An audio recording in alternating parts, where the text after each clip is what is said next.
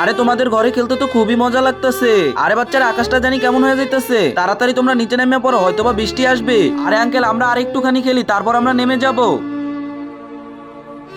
আরে আমার ছেলে ওই গরিবটার ঘরের চালের উপরে কি করতেছে? যদি পড়িয়া যায় তাহলে তো অনেক ব্যথা পাবে, তাড়াতাড়ি গিয়ে ওকে নিয়ে আসি। আরে বেটা তোমার মা তোমাকে নিতে আসতেছে, তাড়াতাড়ি নেমে যাও।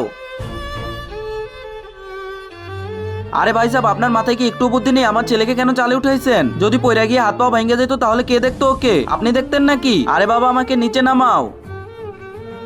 আরে না না ম্যাডাম, ওরা তো পড়বে না, ওরা ওখানে এমনি খেলতেছিল। আরে তাহলে তুমি তোমার মেয়েকেই উঠাও, আমার ছেলেকে কেন উঠাইছো? আরে এই দেখ তোর কাছে কত কিছু আছে, কত খেলনা আছে, তারপরে তুই গরিবটার ঘরে কেন যাস? আরে তুই এখন এখানেই খেল। আরে মা আমার হাত আটকে গিয়েছে।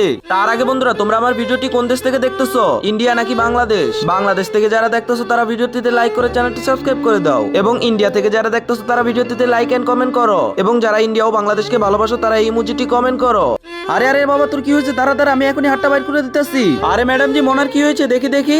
আরে ভাই সাহেব আজকে যদি ওকে আপনার বাড়ি থেকে না আনতাম তাহলে হয়তো বা ওর হাতটা কাটতো না। আরে ম্যাডাম জি খারাপ কিছু যদি ভাগ্যে থাকে তাহলে সেটা হবেই, এখন সেটা টিনের ঘরেই হোক অথবা মহলেই হোক।